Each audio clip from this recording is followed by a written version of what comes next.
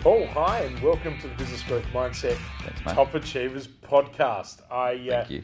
Cannot tell you how privileged I feel that you are here today. And as we were just saying off air, it's the first time I've ever seen you in a t-shirt and cap, and it really personifies the, the culture at your new role. I mean, even though you were chairman before, now CEO, I'm going to let you talk about it a little bit rather than me kind of steal your thunder. But a small caveat for our listeners, we are friends, and I've had the privilege of calling you a mentor in certain areas, particularly after a couple of glasses of wine and shooting away at things that I could improve on in my life, and I'm very grateful for that. So, Paul, why don't you tell us a little bit about you, and I guess this incredible journey that you've had over the last 30 years. So I'm currently the CEO of Vinomofo, which is an online wine retailer. We'd be the third or fourth biggest in Australia doing that. I've been around Vinomofo since with Andre and Justin, sort of helping them before it was born. I'd had that combi van parked on my front lawn while Andre played cards till the wee small hours of the night, and so it was not as surprising to me or my family that I joined Vinomofo as it was to people going, "I thought you were the SYC guy," because I'd been the SYC guy for 20 years. That's right.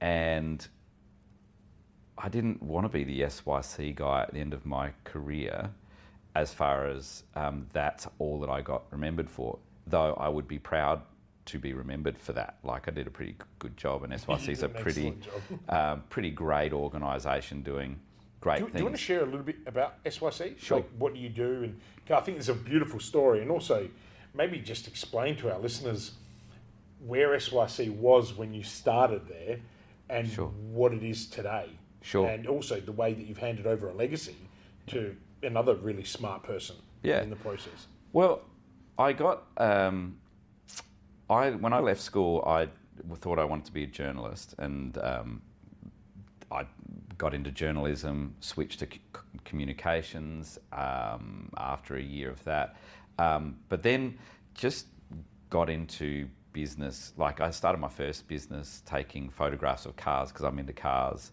And I worked in a photo shop, and the photos were pretty crummy that the people were bringing in, so I said I could do them better, and went, oh man, this is like, if you offer value, you get paid. And so I sort of got into my own businesses of different sorts, or pursued photography in different ways, and that took me to Sydney, and I got into business with some people selling water filters, and that was pretty successful. And I came back to South Australia, did some consulting, and then had sort of a life-changing moment, but it led me to join SYC for a year. So SYC back then stood for Service to Youth Council Incorporated. It was a small registered charity in South Australia that worked with young people who had fallen into homelessness. And it was started in 1958, so it was 2002 that I joined. And one of the things that I'd never worked in not-for-profit before, never thought that I would work in not-for-profit, and I thought I would only do it for a year. So 18 and a half years later, I was still there. But when I joined, one of the things that SYC had really done was champion youth homelessness. And people used to call them street kids and truants and all that sort of stuff, but SYC really championed a more respectful approach to what was happening for young people, and it was something that deeply affected me around going, we just treat young people in Australia so poorly. We think we don't, but we do. But anyway, that really struck me. But what also really struck me was it was an organisation in the not-for-profit sector had this kind of thing where there was some worthiness around going earnestly broke, which I just couldn't get it. So back, it wasn't very fashionable in 2002 and 2003 to start thinking in terms of business approaches for not-for-profit work. But in my mind, I was like, if you're not building wealth in the organisation, how are you going to deploy wealth to give people with disadvantage the best opportunities? So Absolutely. I went about building an organisation that could hire the smartest people you could get, that could do the best work possible, that could join up as many services as possible. So, you know, in business terms, it'd be like, oh, you did lots of vertical integration and all that. So, you know, if you put a person genuinely at the centre of your work and you serve them really well with a really strong service mentality, you end up providing lots of services to them, and it becomes a seamless experience that, if you do it really well, makes them prosperous or happy or healthy or all of those different things. If you want to call that vertical integration as something fancy, knock yourself out. But really great service. Anyway, SYC grew to, it had members value of $429,000. It was about to run a deficit of nearly $600,000 when I took it over, which is, it had regularly done it, had regularly survived doing that sort of thing. But when I left, it's got a balance sheet now. You can look it up on the ACNC, so it's not confidential information, but it's got a balance sheet of $30 million. It's got more than 40 different properties and all sorts of different things. So it's been, by lots of measures, a pretty successful organisation. If it was possible, I would have loved to have owned shares in SYC with its success. But it was something that, you know, I'm immensely proud of, the work that the organisation does and that I did with that organisation. It taught me a lot about, I took lots of risks there that were not risks as in, they weren't risks to our social licence to operate, so they weren't sort of dodgy, loose risks, but they were things that people said, you're not supposed to do things that way, and it's like, well, I don't see why not. So we did it, and it was successful, and now that people copy it, which is cool. And it then led me to, it was interesting, I kept saying, I don't want to be the CEO of a not-for-profit, and then somebody really smart said, well, why don't you just be a good CEO then and stop qualifying it by the place that you do it? And I was like, that's actually really cool. So I just really tried to be the best at that I could. And that led lots of people to asking me how you do CEOing things or leadership things. And I was a bit, you know what, I know it sounds a bit meh. But I was always surprised. Like, people would say, oh, how did you do that? Or how do you do leadership this way? Or how do you, like, doesn't everybody know how to, like, you just do it, right? You just get on with it. Most people don't know how to do it. Yeah. Can I just interject? I think one thing that I've always admired about you is your incredible humility, right? You love learning. You invest a lot in your own professional development. Yep. A common trait in top achievers. Top achievers don't even like the term top achievers. But one of the things, one of the most incredible recognitions that you received was the EY Champion Entrepreneur of the Year, and incredibly prestigious award, but one you actually deserved. No, not just as your friend. I think there is an entire business ecosystem that would absolutely say that you earned that. But I know that you attribute all that success not to yourself, but to your entire team. You are a builder of people, Paul. I've never seen, when I read Good to Great by Jim Collins, I think Paul Edginton. Oh, that's very kind. I get goosebumps while I'm talking to you, because that's one of the things that I've always admired about you, is this ability to get, excuse me, your ability to mobilize people, right, to achieve common outcomes. And that is something that not many people know how to do. And you do that better than other people. And I think that that's something that I just want our listeners to truly understand, and maybe we can explore that a little bit. But, and I'm assuming you've now gone and done that whole process at Vinomofo as well. But it's also you build legacies. That's the other thing I really want you to tap into. I mean, you've handed over SYC. Obviously, I haven't spoken to Mark, so I don't know how they're going, but they're going great. On all accounts, it looks like it's going really well. Yeah. That is a combination of you finding the right person. You were talking about finding the best people. Mark was at Academy Services beforehand. Yeah. As a CEO there, GM, who'd had a very successful run turning a company from a small turnover to a large turnover. And you identified that through your friendship and were able to bring him in because you built such a robust, successful business, not a non-for-profit. Let's put that aside. That is the goal, but your goal was always to help these young people who had somewhere along the line lost hope. Mm-hmm. And it wasn't just about giving them shelter or giving them some kind of handout. It was rehabilitative services, getting them into housing, getting them to stand on their own 2 feet again. I remember you telling me a story about the value of a telephone to these young people, and it blew me away that the social connection is so important, even to someone who doesn't have a roof over their head.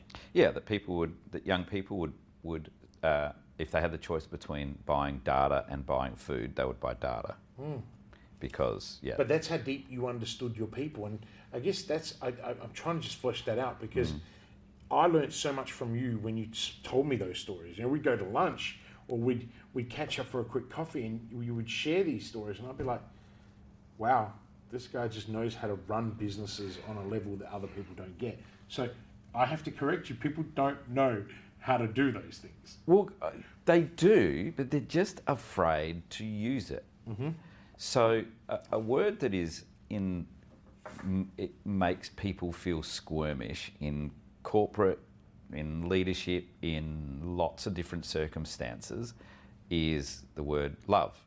Mm-hmm. You don't see it used in lots of corporate books and all of that sort of stuff. They talk about also, but most people, not everybody unfortunately, but most people know what love feels like and what it looks like and at its best what it can do. So when you think about that as a concept and you go, so at its best, love is one of those things that not in a airy-fairy, I'm not talking about, singing Kumbaya and plaiting each other's hair, which for you and I is redundant. But what I'm think about it at its best. Mm-hmm. It's something that the more you give it away, it comes back, and you try and so you're trying to give more away, and it comes back. So you think about if you're trying to build wealth, if you're trying to build success, if you're trying to build legacy, and you create a deal flow that the more you give away, it embarrassingly comes back, and you're like, I'm not doing it to get it back, but it comes back, and you then energize people around you to work like that. And if you treat people like that, then you find that it just happens. But it's not fashionable to refer to it like that. You're supposed to give it more dry, clinical sort of things, because the downside of doing that is you get disappointed regularly, or you get hurt regularly, or there's people who can't be, they just can't handle working like that because it's vulnerable, right? You're putting everything into something, and people like to hold stuff back, and that's fine. It's just not that fine working around me, because you won't have that much fun if you're holding stuff back, because I want you to put everything into it, and because I put everything into it, and I put everything into you. However, it's really noticeable, right? Because love's really easy to understand, right? The more you give it, it comes back more. So if you're giving a lot of it to somebody, you're putting a lot of energy into the career development and the dreams and aspirations of somebody working for you, and it ain't coming back, it's pretty easy to identify. And again, lots of people in leadership positions fail to make the decision to cut that off. So there's three things. Really good insight. Yeah, three things in my mind all the time, and that is, if you can do it, do it. I'll encourage you, do it. Knock yourself out. Well, what if I make a mistake? Just do it. I could be fine. If you can't do it, but you want to try, let me know and I'll show you how to do it. And I'll support you to do it. I'll create the environment whatever it is, we'll show you how to do it. But if you won't, get lost. Because you can. Cut as soon as the fit isn't there. Yeah, because if you can but you won't, that's a decision that you're making to hold back. And you know what?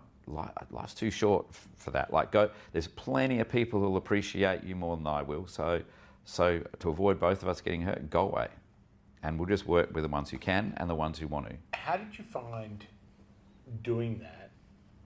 Well, actually, let me ask you a slightly different question to that, and let's stay focused on it, because that's brilliant insight. 18 and a half years at SYC, you would have been able to do that and educate everybody else to do it. Walking into a almost new organisation too, even though you'd been chair of Vinomofo, we both know that being a chair and a CEO can be very different roles. Like, one's about governance and strategy and risk, and the other one is about operations and funding and driving and people. Were you able to bring that same philosophy into Vinomofo immediately, or has there been a transition, or how have you done that? Like, for someone who's changing careers, how did that transition occur, if it has? It's occurred now, I reckon. It feels like I started. How long have you been there now? February as the CEO. Yeah. So it's starting to click now in the last 6 weeks or so. But the transition, CEOing is CEOing. Like, it's not different. It's a different context, it's a different domain. But the thing at Vinomofo relative to SYC, and people are like, well, it's very different. It's like, it's not actually. Because really? you know what? Yeah, because you know what we do? We think about at Vinomofo we sell wine. I think you just drank wine all day. That's a bonus, right? But no, we sell wine. It's quite obvious. Yes. But think about what wine is and why people buy wine, why the people that are mofos buy wine. That Vinomofo is not for everybody. So we're not insert retailer here who sells whatever to anybody. Our mofos, we know our customers, we know what they like, we know why they're buying wine. They're interested in wine. But think about the great joys in life that war and peace and all those different things. Think about, for example, food. You don't even have to speak the same language, but food is a language of love where you sit and you can share it. Even if you're enemies, you can share a meal and, do all that sort of stuff. And then think about, what is the only beverage that accompanies food? What's with wine, right? Well, perhaps in Russia they would drink vodka. But generally speaking, in food is always food and wine matched with wine. Yeah. And so the idea of food and wine is inclusive. It's about connecting. It's about bringing joy, and it's inclusive. You invite people to share a glass of wine with you. You share wine. If you're a wine lover, you share wine experiences. You talk about, and you don't necessarily think about a glass of wine as like, oh, I loved it because its flavour was X. You talk about great wines you've had because you go, I remember this time I was in this place with these people and the sun was shining. It was a fabulous day and the food was awesome. And so, there's love, right? That's this inclusive experience. It doesn't care whether you're old, young, male, female, successful. It doesn't matter. It's about inclusion. So you think about what I was doing at SYC about creating inclusion for people who are not included, and you think about what I do at Vinomofo, it's not that different, right? It's a different way of doing it, but it's the same thing. Yeah, I love how you put that into context, because it's even to me, it's okay. I didn't think of piecing that together. CEOing, absolutely CEOing. Doesn't matter where and what. You've got to adapt to the environment. But I never would have thought of SYC and Vinomofo being one of the same in terms of that approach. And so that's a really great observation. And I think that just opens up my eyes to looking at things even more differently. Can I add to that though? Yes. Because this is what I think. This is competitive advantage in the future. This is what we should be teaching our kids, right? Is that when you think about what machine learning can do, what data and analytics, and how exciting, like that just excites the bejesus out of me. But the skill, the super skill that we need to teach our kids is humanity. Mm-hmm. Love and humanity combined with machine learning and digital segmentation and personalisation. See, because digitisation and data analysis can only tell you what's happened before. It can't tell you what's going to happen next. It can predict it based on blah, blah, blah. But you know what? Humanity and abstract reasoning that is associated with humanity and love, mastering that and teaching your kids to master that is competitive advantage in the future. And people at the moment, when you're watching people who are at the moment are losing the ability every day to have a sensible discussion because they're shouting about some conspiracy or they're shouting about some kind of hesitation or skepticism about science or all that sort of stuff, and they're shouting about it. You go, you know what's sad about that is you are redundant.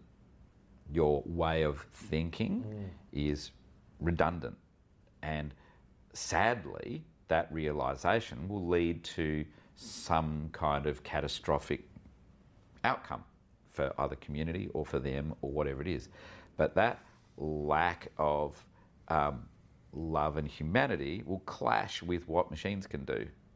It's dumb, but if you want to, so I get excited about thinking about what should we be teaching our kids? What's the skills that will keep you in front? And I think abstract reasoning, absolutely, like disciplined thought, really, really important. Mm-hmm. You talked about AI and machine learning. One thing you did mention was personalisation under that humanity. I'm assuming at Vinomofo you use a lot of personalisation in your marketing. We do, but I don't think we're scratching the surface yet. Right. So have you found ways to integrate machine learning and AI into, is that something that you're working on in the future in terms of what you can do with it? Yeah. Yeah? Yeah. That's the thing that we'll be looking at. So you get, here's a funny thing. You hear people talking about data and data analytics and all of that sort of stuff, and they're like, we've got access to all this data and, big data, smart data, linked data, and you go, okay. You're teaching everybody to ask questions, like ask good questions, because all that data is only as good as the question you ask. And if you ask stupid questions, guess what you get out of data? Nothing. Stupid answers. Yeah. And you can actually paralyze your data system by constantly asking it wrong questions. So then because you're teaching it to not think the way you want it to think. It's not formed based on a hypothesis. It doesn't then have an outcome framework where you're going, I have a hypothesis, I understand inputs, activities, outputs, outcomes, because I've decided what impact I'm trying to prove. If you don't have that kind of a framework when you're thinking about, is my question relevant to the data? The other thing is, we approach data thinking that as humans we have got a monopoly on the best ideas, but machine learning can create different segments and buckets and spaces that are way beyond the cognitive load of humans. Oh, yeah. Then it's up to us to be able to go, can I do something unique with it?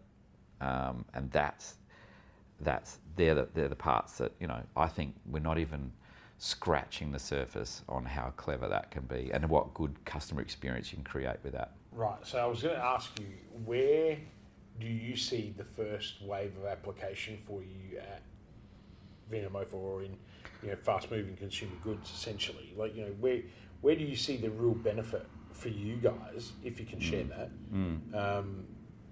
I think is it in customer experience? I guess that's where I'm going. Yeah, it's definitely in customer experience, and it's targeting your messaging. So, I'll give you an example where it would be like at the moment with current generation, data, we would see what you're buying, and we would send you offers. So if you like Pinot and you've been buying Pinot, we'll send you Pinot offers and all that. Then if you randomly bought a box of a mixed white box, at the moment you'd start getting into your feed some white wine offers. The if I could wave a magic wand, what our machine learning would have gone is, so that's anomalous to what you've been doing, and starts to flag it, rather than starting to then send you white offers, which you're not going to buy again because you bought them for your mother-in-law. And that might irritate you if you're getting all these offers that are not relevant to you. It irritates you if you're a red wine drinker and you start getting white offers. You're like, come on. And then potentially you don't know me. You could lose the customer. That's right. You don't know me. So we currently, love it. Currently, currently, a really it's not good example enough for someone who doesn't quite understand the power of where machine learning and AI fits in. Yeah. And that's why I'm glad that because to me that is the customer experience. I know Google's done a lot of work in customer experience and personalization over the last 4 to 5 years, but now with machine learning and AI being far more accessible to everybody else, it's and this is why I think smaller businesses don't need to go, that's not for me. There is plenty of this coming. You've just got to start reading up on it so you're ready to capitalize. And I think you guys, and you're not a small business, you're a medium to large enterprise, hopefully scaling to bigger. I mean, Vinomofo is not just an Australian vendor anymore. You've got Singapore. Anywhere else at the moment, or just Singapore? We do pop-ups in New Zealand, and we're looking at some other countries, but I'm not going to tell you what they are yet. No, I didn't think I wasn't going to ask specifically, obviously, but the thing is that you are globalizing, and so the importance about customer experience is going to play a more significant role, because now you've got behaviours of different purchases in different countries. Right. So for you, it's more important. I love it, Paul. Now we'll dive into the deeper part of the podcast and get a greater perspective as to who you are and in terms of what makes you tick. And I want to go back to your childhood just very quickly. What in your childhood do you think shaped the type of business person, entrepreneur, and all-round great human that you've become? Like, was there a particular moment in time in your childhood that made you realise that, what impacted you to become who you became? Yep. There's a very clear moment in my life where that was formed the way that I behave. But preceding that, like I was very fortunate when I won the EY award. Hugh Remington, I remember, asked me sort of what are some of the things that I did to be successful? And I said, well, I was born male, white, Australian, Adelaide, privately educated, nuclear family who loved me on both sides. So my jumping off point was I'd have to work hard to screw up. So in relative terms, am I successful, or am I just as successful as the next guy, but my starting line was way in front? So my starting line was way in front. And that's wonderful to acknowledge that, because we're all very lucky. Yeah. So having started way in front,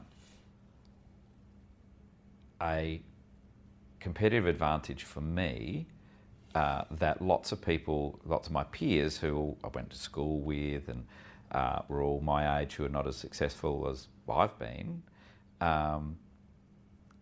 didn't recognise that they were in front, and secondly, probably didn't find a reason to do something different or do that.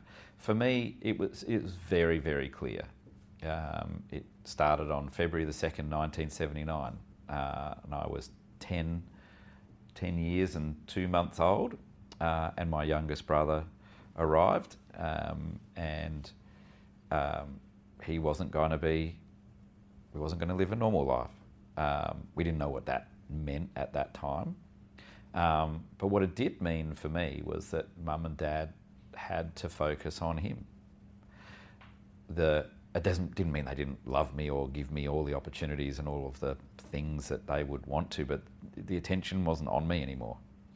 And there's a part of me that wanted to get the attention. So, but getting negative attention when they were already stressed wasn't the way to do it.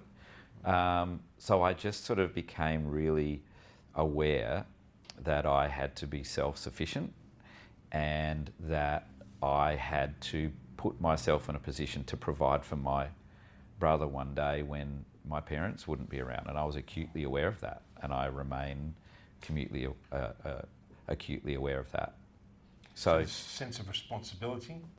It's a sense of that the advantages that you've been given are not for you to exploit for yourself.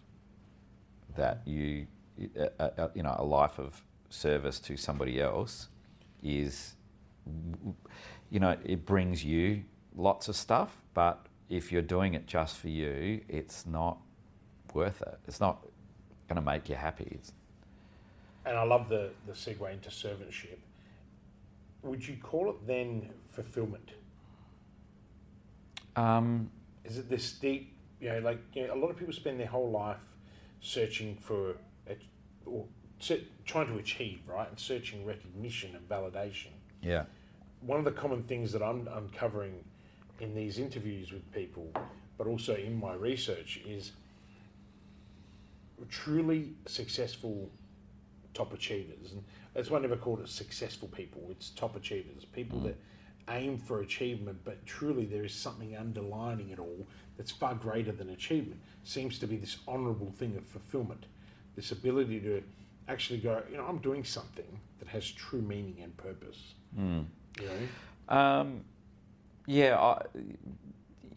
That I would say that's what I would observe of lots of people as well, is that they're not.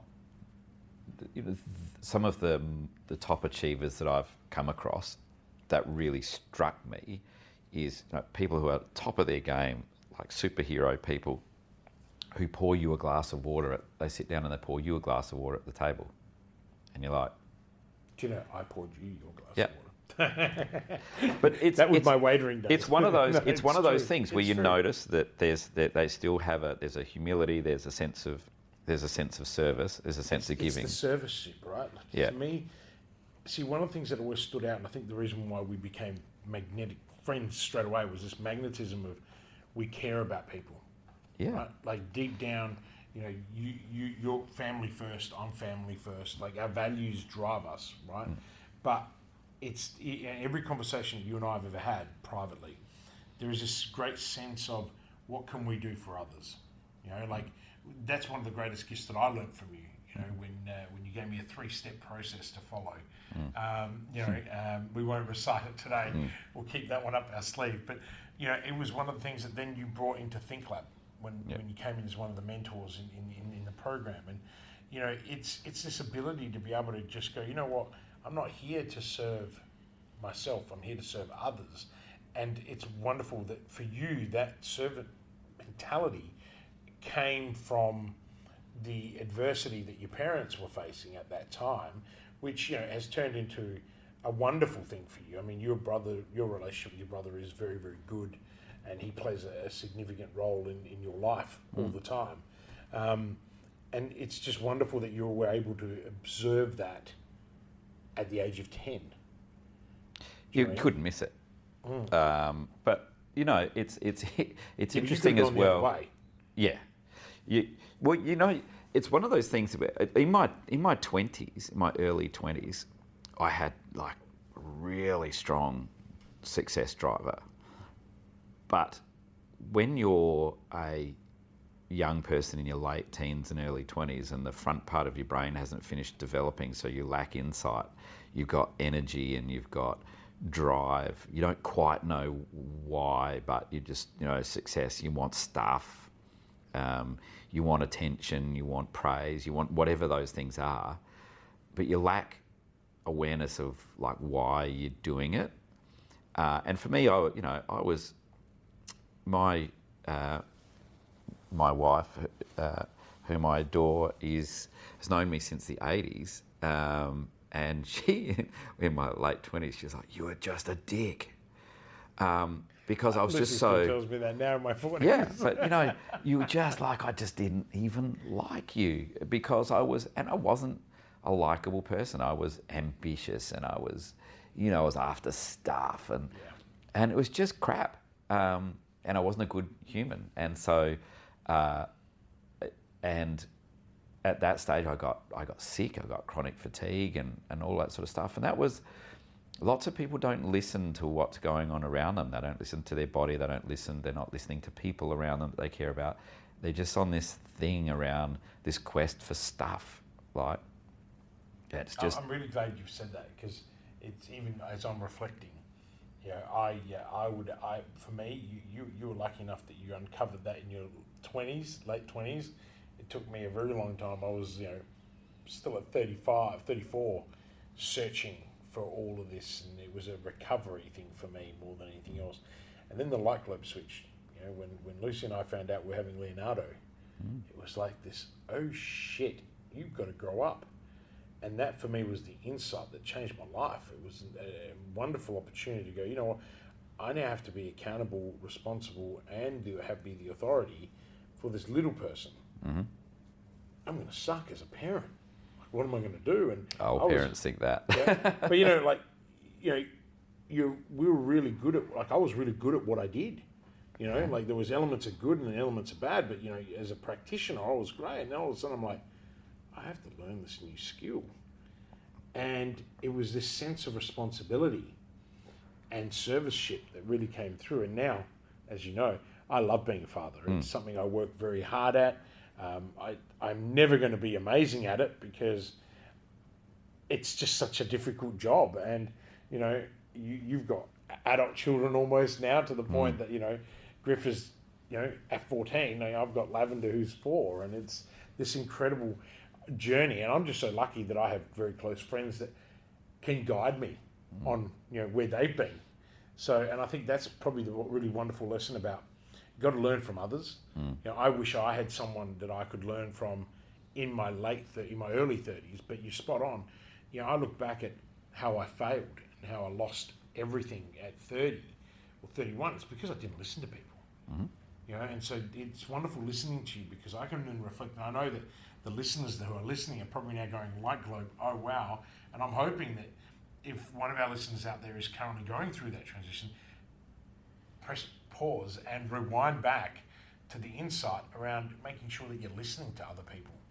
Make sure that when you're in that grind and you're sitting there thinking that you have all the answers, that you actually don't have all the answers. And in fact, there are other people around you that care about you, that you need to go, hang on, pause. Let me just go and reflect on this and find some space to truly understand. I mean, if people just listen to that bit of advice, it'd save them a lot of pain moving forward. The funny thing is, it's just a truism the whole time. If you find yourself in every situation believing that you're the smartest person in the room, whoa, you're in trouble. Big trouble. Yeah. And there's a voice inside your head that, particularly when you're, late 20s, early 30s, right, that you're going, man, I'm rocking it. It's like, oh boy. You need somebody in your life who's letting the air out of your tyres a little bit because, and it's not about them letting the air out of the tyres, it's about you being vulnerable enough to let someone do that to you for your own good. It's even now though. I mean, you probably... Totally. To me, even now, I'm thinking, wow, where do I need to let my tyres down go? Like, where do I need to readjust? For me at the moment, it's my health. It's a big thing. I've been listening to a lot of people now. And it's like, okay. And then the last year's been difficult because, you start training again, you do your knee. For me, it was my, 7th operation. And then I'm like, okay, then you get blood clots and like, okay, I'm trying really hard here. And then you get 3 herniated discs. And then you're like, okay, I'm trying really hard here and I can't get it. But you know what? Luck favours the persistent, as Jim Collins says. So you've got to keep working at it. But the thing I've got 6 screws and 2 cages in my neck, and they said I would never lift above my head. And so I did, last Tuesday, I did 40 chin-ups for somebody who's not supposed to lift above their head. You can do 40 chin-ups. I've been working on that. Unassisted? I've got a thin band, but it's like, Wow. you know, I can do none. yeah. So I've been. That was you know, part of that is like, you know, you can't do that. It's like, really? Chin-ups are hard. They're hard. Yeah, it's taken 4 years to train to do that. So it is persistence, and it's a bit of those two words. And you and I have talked about this before. 2 years, two words that I have in my head all the time is refuse and decide. Mm-hmm. So you know, you won't be able to do that. I refuse to accept that. I decide to do something different. That's right. No, I love it. And I love, one of the greatest things about you that I've always really enjoyed is no matter how distant we might be, when we come together, there's always something that you say that I just go, oh, I really need to write that down. And then I go use it. And I practice it, because I find that by practicing something that someone gives you, it's one thing being given a gift of something, right?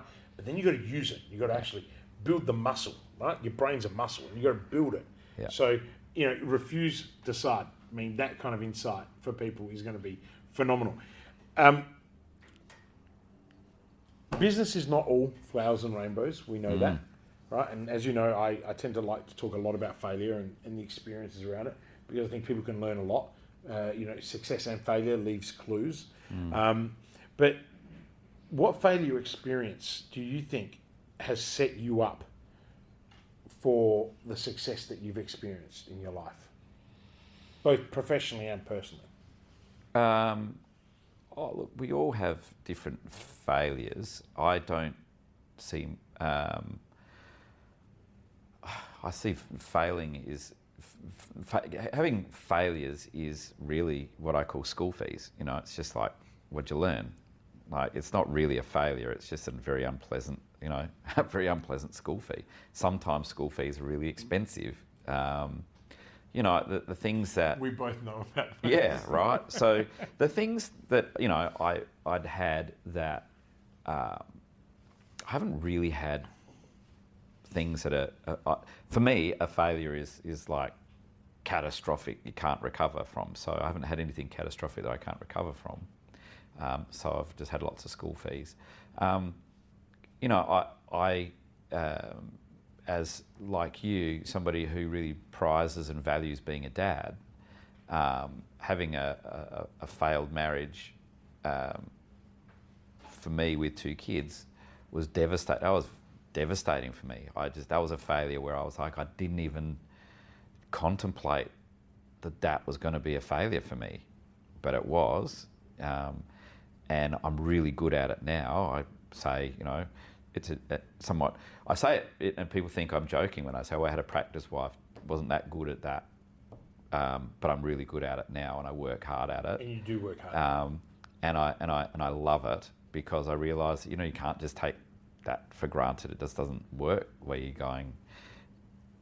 Life works out the way you plan it. So that, you know, that was... But the one where it was a failure, but it wasn't mine, is the most interesting. That has had the, I think, in my leadership career, will be something I point out that was not my failure, but it was my response to it that I'm really proud of and will always be proud of. And that was when I was betrayed by somebody I trusted who stole money. You and I have spoken about this. Yeah. Share it, because if you want, whichever part you can.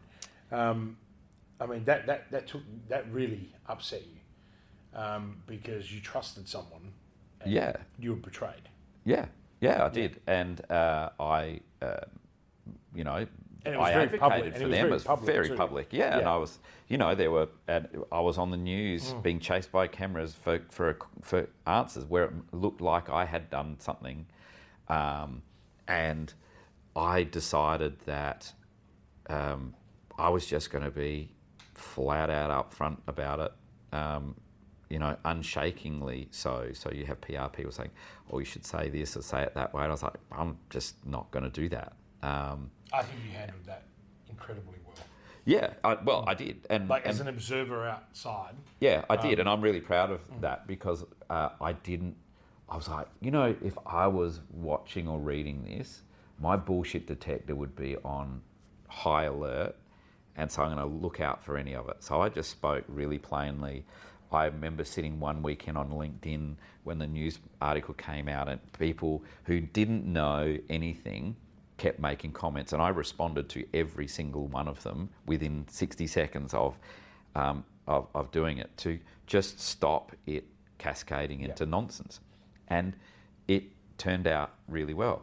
The test of character, when somebody who, you know, was the godfather of one of his kids, it's just, you first hear about it and you go, hang on, are you sure that that's what's happening? And they're like, here's the evidence. And it's like, to unflinchingly go, okay, we're just going to call the cops and we're going to deal with, yeah, but don't you want to find out what's going to happen? It's like, no, that's the right thing to do right now. Let's do the right thing every moment and believe that it'll turn out okay. And guess what? It turned out okay because we did the right thing at every moment. That lasted a long time. Yeah, that was... How many years was it? 4? If I remember correctly? Yeah, he was doing it for 3 or 4 years, and but the whole process the trial was a couple of years, a year or something like that. But the emotional strain on you too.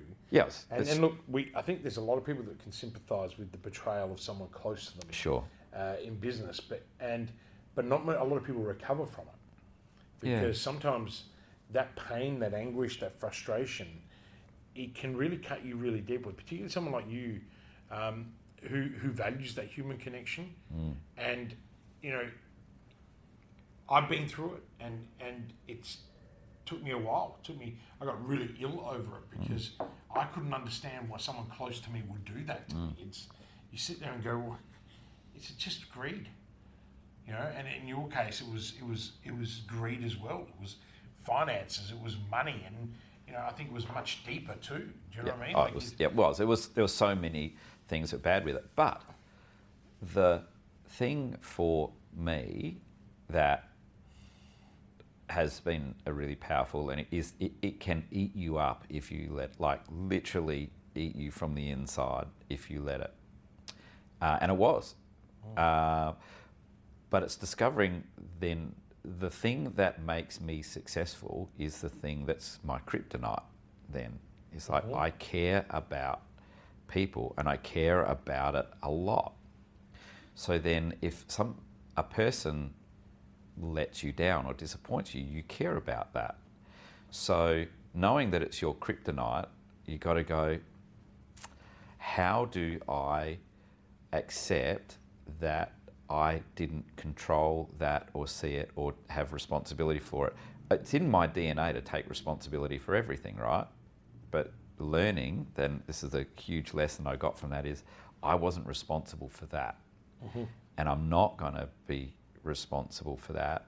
And so it's like, man, I've just had a life lesson scrubbed on me with a wire brush, which I didn't appreciate, but probably good. There's a part of you that goes. It was funny. I went to see a counsellor about it, which is I'd promised everybody that I would, because I was doing all of the things which, particularly men do this thing where you compartmentalise. You go, I'll park that over there and I'll do all the things, and then at some point I'll have I'll be angry with people or I'll be snarling and you do whatever. You do that thing, and so I started doing that thing, and then I went and saw somebody, and the first 2 meetings I told them, this is what was going on. It was a trauma response, and blah, blah, blah. She's like, okay, can I have some air next week? And I was like, oh, yep. And she said, you so want to control the outcome of everything that that you couldn't control this. It's going to kill you. So you just have to accept, and it's weird, that you have to accept that you don't control everything in the world. And it's one of those things where you're like, do I do that? Do I do that?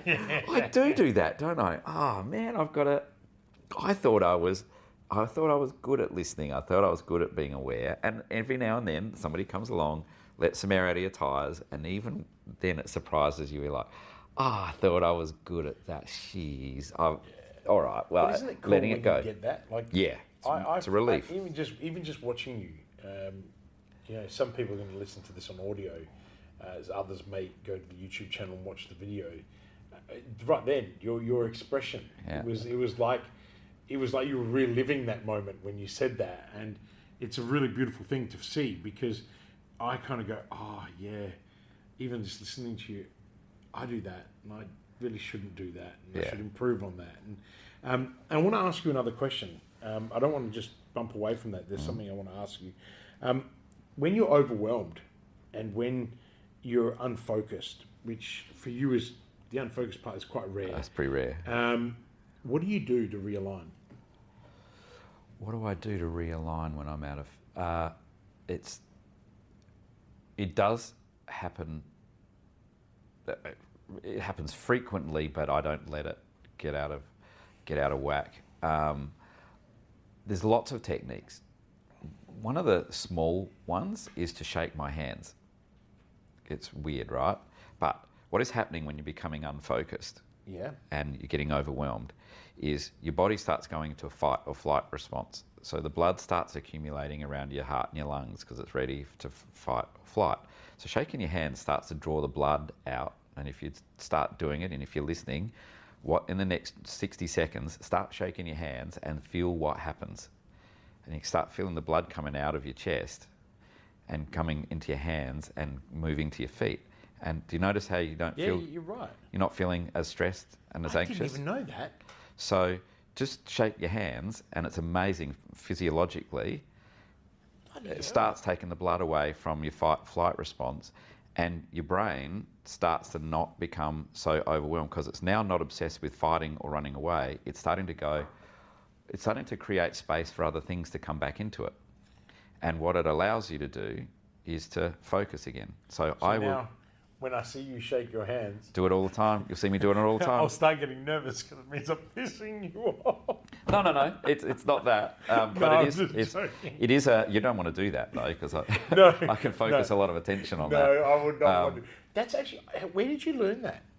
Was it just something you picked up by reading and understanding how that worked? Because that really does work. And it's quite instant. It's not... You don't have to do it for 60 seconds. If you do it's almost straight away, isn't it? Yeah, it's like you can feel it. And you can feel it in your feet. Yep. And your feet start tingling. First bit. Yep. Right. It's crazy, right? Yeah. So that's a brilliant technique. That's amazing. David Griggs taught me that doing a public speaking program that he did called Beyond Words. Right. And one of the things he did was before you speak, before you go on stage, shake your hands and move the blood out. And I did that at this public speaking thing, and I was like, man, that is super good. It works. So that's what I do. Yeah, when you said shake hands, I was just like, where's he going with this? And then that again, I love it. Okay, so that's how you deal with, say, being overwhelmed, right? I'm certainly not going to push on the unfocused thing because you are incredibly focused. But when things under pressure, there's lots of people. I've been blessed. I don't know where it came from, but I have it. The more stressed other people become, the calmer I become. I'm able to hold a lot of things in my head at the same time, and I can see patterns in doing it. So, but the downside of that is then when you're alone and you're unpacking, you do this, God, fuck, what's wrong with me thing. You just do. So you've got to just find a way that when you're doing that, shake your hands and just sort of like get away from that, because it's not going to help you. You start asking yourself bad questions. What's wrong with me? What is a pretty bad question? It's funny, I was seeing we're all so vulnerable on this show right now. I came home last night and I had two board meetings. I had to chair one board meeting from 3 o'clock to 7 and then straight into another one because of the public holiday, so one got moved. And I didn't get home till 9:30. And we filmed 3 podcasts yesterday too, and combined. And I came home and I said to Luch, I don't feel great. She's like, what? And it was that whole breaking down the whole day, because I'd listened to all these amazing people and their stories and capturing it, and then trying to bring the focus in for the board meetings and back to back. So it's like 6-7 hours marathon work trying to just get through your head and dealing with stakeholders.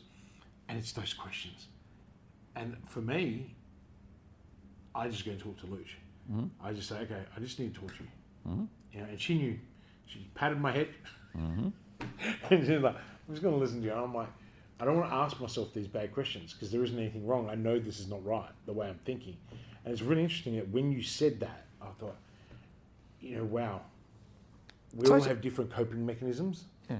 And it's important to have them. That, you know, and I guess that's why I'm happy to share what I went through last night, because a lot of people never see that vulnerability in me. There was, and it's same with you. You know, we've got to do our jobs, and we've got to be very compelling and very direct, and we also have to, you know, you and I come from a very similar school of focus, right? Like discipline, and you know, for me, I'm still learning the way of the Jedi, right? Like you kind of you're kind of Yoda, and I'm still kind of down here trying to find my way.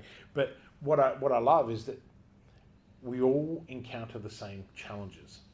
It's just how we handle those challenges. It's your idea of refuse and decide, right? And how we cope with it. So that was really good.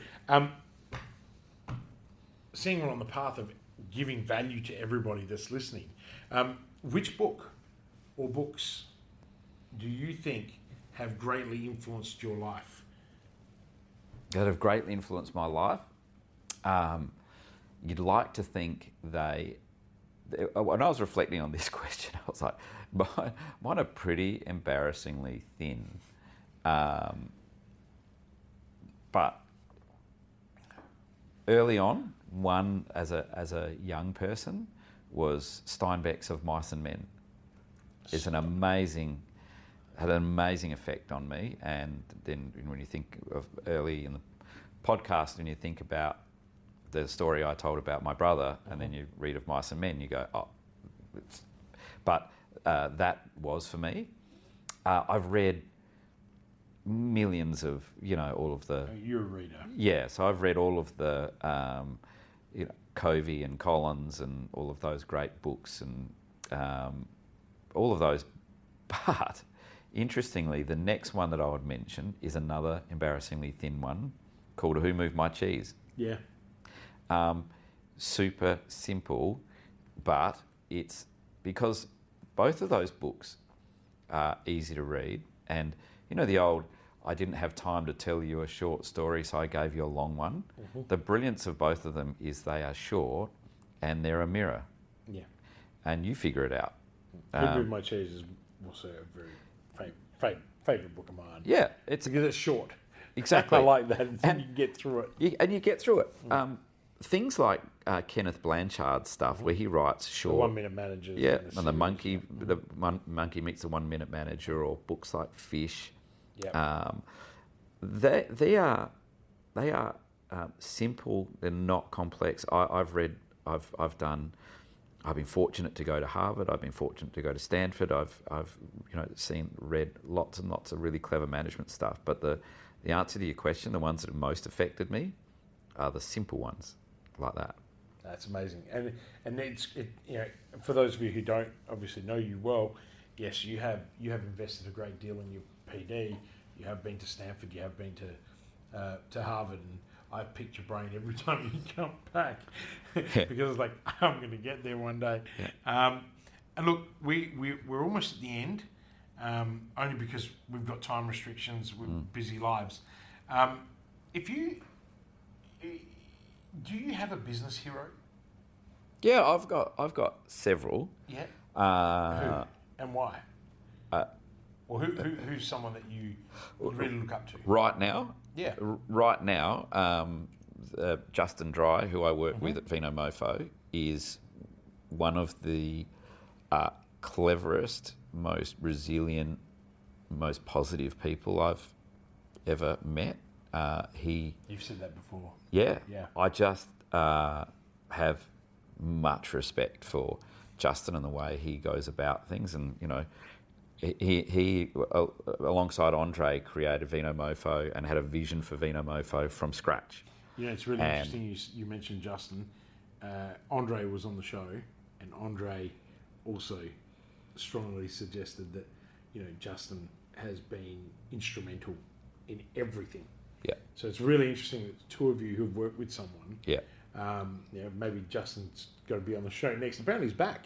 He's living here again. He's at the moment. Yeah. Yeah. But he's amazing. He's one of my business heroes. The other one is a guy that, not, I guess, generationally behind me, lots of people don't know, but a guy called Peter Ritchie.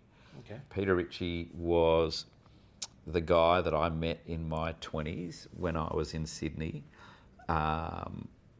He was the first non-American CEO of McDonald's. He ran McDonald's in Australia, and everybody's like, right, McDonald's. But he eventually got on well. No, that was you're thinking of Charlie Bell. Charlie Bell, okay. No, Pete was before Charlie. Oh, right. Pete was before Bob Mansfield. Pete was the first guy. Right. Okay, So wow. there are only 4 stores at that stage, and he was the accountant, and the American CEO had a blue. And Pete gave a speech when I was in Sydney, and was talking about, being successful and that sort of stuff. And he did if you ever want to ask me a question, just ask me. And so I saw Pete last year. I've been asking Pete questions since 1993. You're being a serial pest of questions. Yeah, you love asking questions. Yeah, I love you him. You spend a long time working out your questions. You ask very good questions. Yeah, I said that at the beginning. I ask Pete questions all the time, but at the time, because the context is, I remember that patch where I said I was in my 20s and I didn't quite get everything. Yeah. I said, when did you get your first Mercedes? And how did you get it? You do love Mercedes. Yeah, so that was a pretty stupid question, but he my questions got better, and he was a very good mentor. Did he answer your question? Yeah. I'm not going to tell you the answer because that was between us. So, Paul, one final question. What habit or belief or behaviour has improved your life the most? Something that would help someone else. Behaviour that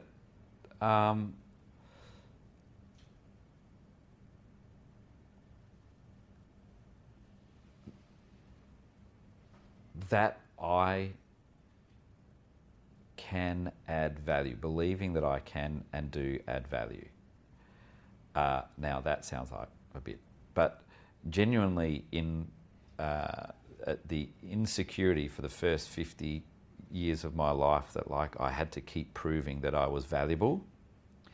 I've reached a point in my career, in my life, where I'm like, actually it's okay to think that I'm good at stuff, and it's okay to think that I add value. And now it's my job to understand what that value is, so I can teach it and proliferate it. But I didn't really give myself enough credit for that for a very, very long time. And in doing so, I wasn't creating legacy. So when I think about, again, another super proud moment of mine when I had decided and spoke to David about leaving SYC, I said to him, we're going to do the best leave ever.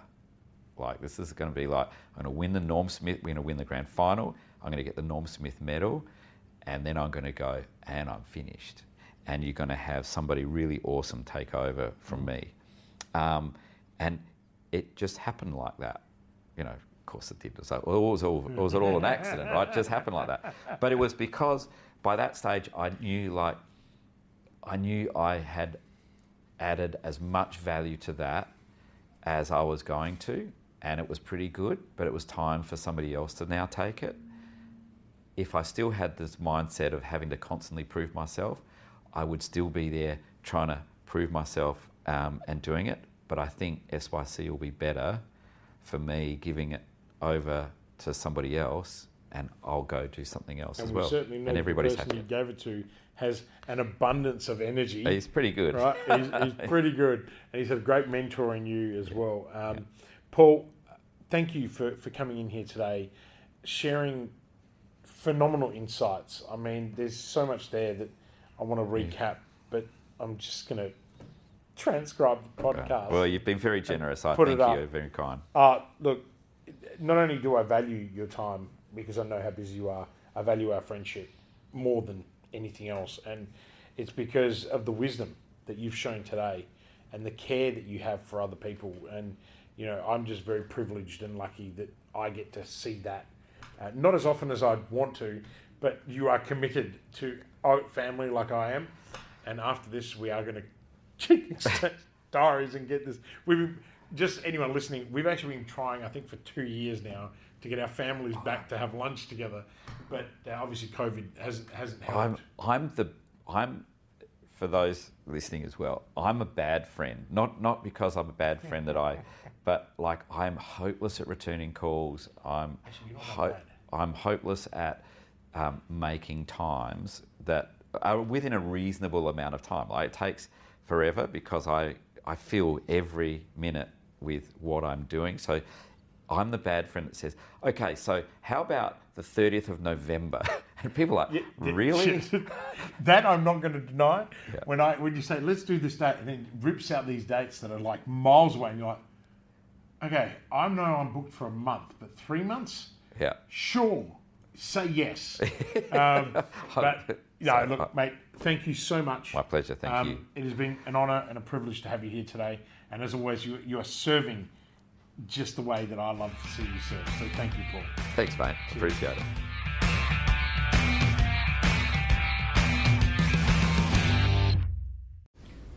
Are you ready to start taking action on your business? Would you like to spend more time with your family? Then call 1300 643 229 and start building momentum right now. I know you're busy. In fact, you are so busy that you don't have time to work on your business or yourself. Often tossing and turning at night, worrying about the how-tos and the cash flow. How on earth can you possibly get off the hamster wheel so that you can take a helicopter view to see where you'll be in 90 days, 1 year, or 3 years from now? In this program, I will take you from sleepless nights to blissful sleep.